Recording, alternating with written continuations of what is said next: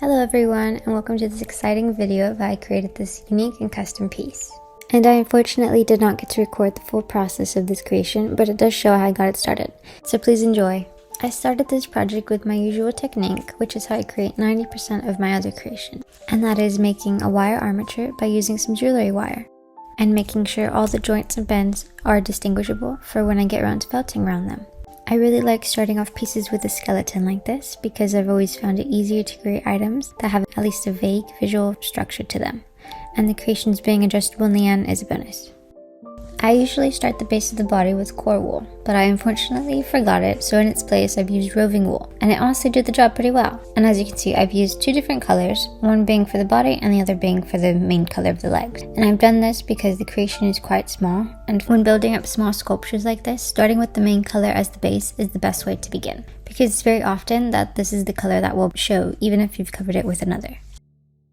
After building up the base, there's a lot of different ways to start putting layers of wool onto the sculpture you've created. I've seen people start with creating a head before everything else, but personally, I like to start with layering the hind legs and work up to the back and then to the front of the sculpture. I find it easier to start at the bottom of a project than at the top. And a quick disclaimer, I did not get the chance to actually create this item in the comfort of my own crafting room, so please excuse the mess throughout my makeshift setup and throughout this whole video. For this project, I wanted it to be realistic but also quite cute, almost like a toy. So to get this look, putting in a lot of detail was the last thing I needed to do. But I made sure still to relatively follow the reference pictures I had next to me, making the main thing I had to do was make sure I made gradients when felting from color to color.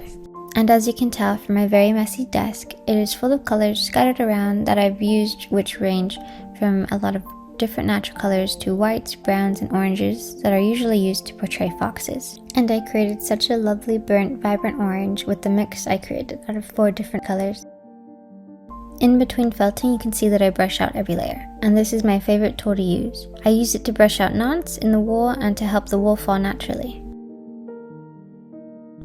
And when making a sculpture like this, it's always best to felt symmetrically. So whenever I finish layering one side of the body, I turn it over onto the other side and repeat the same process. That way I don't forget what colors I used or how I layered them, because it can get confusing really quickly.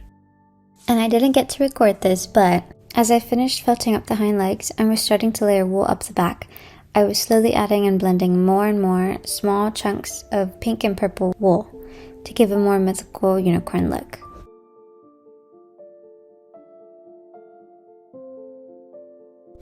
And this layering process can take quite a long time, so you just have to be patient with it.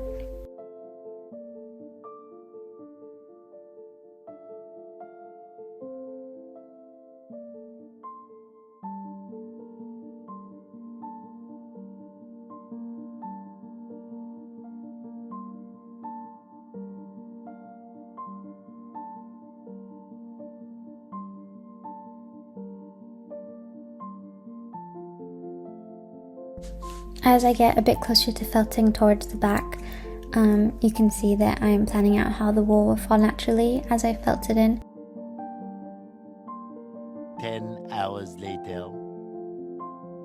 And this is the lovely piece we've created, a lovely little unicorn fox that was created in the process of all these steps.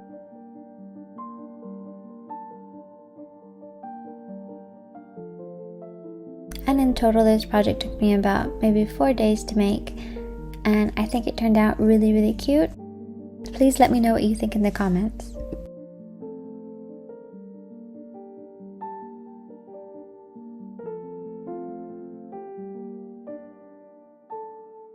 I hope this was helpful in any way. Please follow and subscribe for more.